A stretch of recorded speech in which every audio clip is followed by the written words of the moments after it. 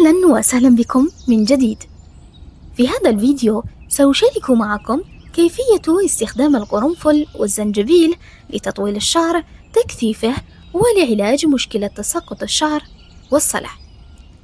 تعتبر هذه التركيبة من أقوى التركيبات الفعالة جدا وذات المفعول السريع. لتحضير الوصفة الأولى نحتاج إلى الزنجبيل الطازج.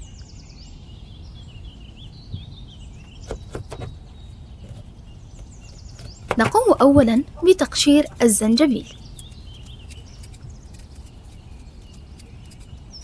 من فوائد الزنجبيل أنه يعمل على تنشيط حركة الدم في فروة الرأس،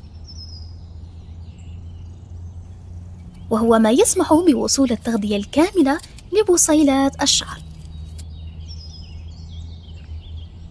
كما أنه غني جداً بمضادات الأكسدة التي تحمي فروة الرأس من القشرة والثعلبة. الخطوة الثانية نقوم ببشر الزنجبيل في مبشرة ناعمة جدا.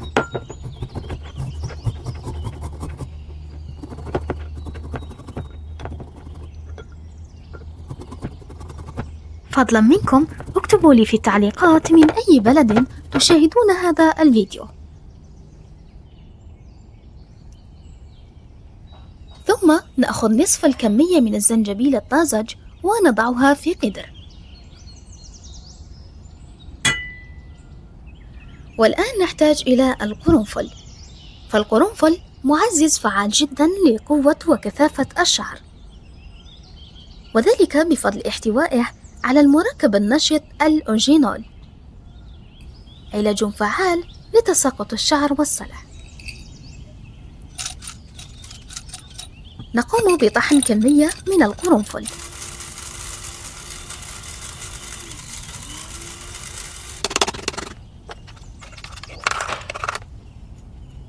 نضيف ملعقتين كبيرتين من مسحوق القرنفل إلى الزنجبيل.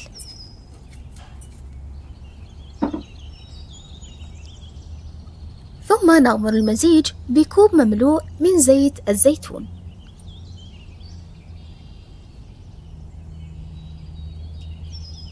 يمكن تعويض زيت الزيتون بزيت جوز الهند أو بزيت اللوز.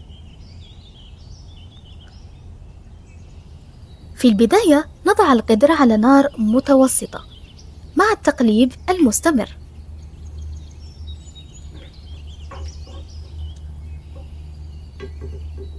وعندما يسخن الزيت جيدا نقوم بخفض درجة الحرارة إلى أقصى درجة ممكنة.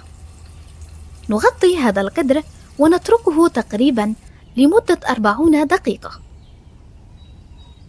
إلى غاية ما يتبخر الماء تماما.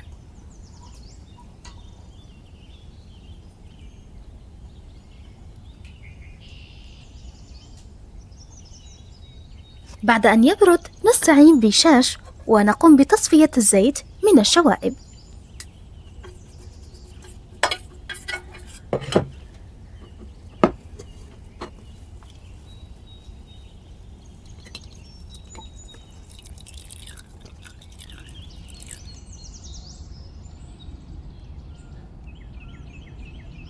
نحتفظ بهذا الزيت في عبوة زجاجية معقمة.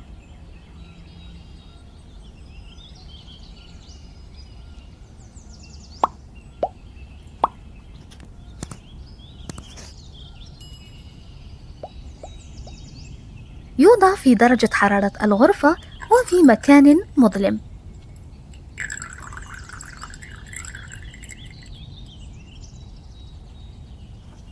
طريقة الاستخدام كالتالي: أولا نقوم بتدفئة هذا الزيت حتى يسهل امتصاصه من مسامات فروة الرأس.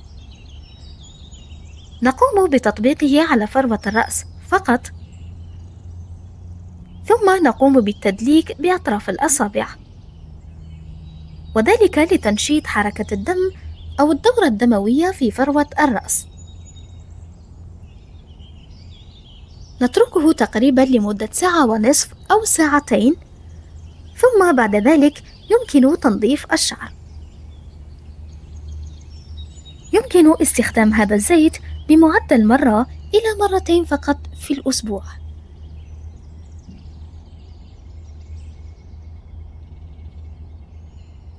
ولتحضير الوصفة الثانية نأخذ ما يعادل الملعقة الكبيرة من القرنفل ونضعها في قدر،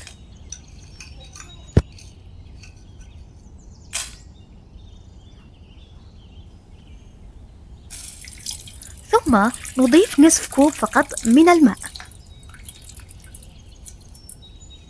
نقوم بوضع القدر على نار هادئة جدا، نقوم بتغطيته، وبعد أن يبدأ في الغليان نطفئ النار ونتركه يبرد.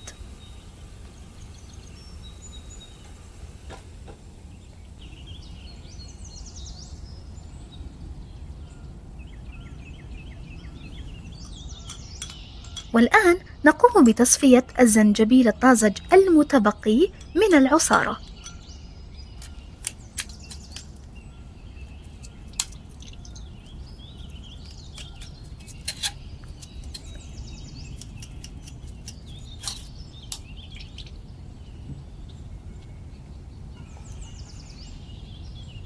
بعد ذلك نقوم بإضافة منقوع القرنفل إلى عصير الزنجبيل.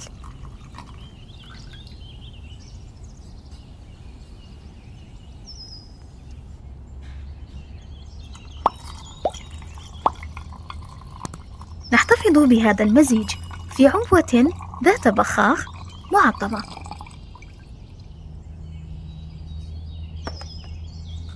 والآن إلى طريقة الاستخدام.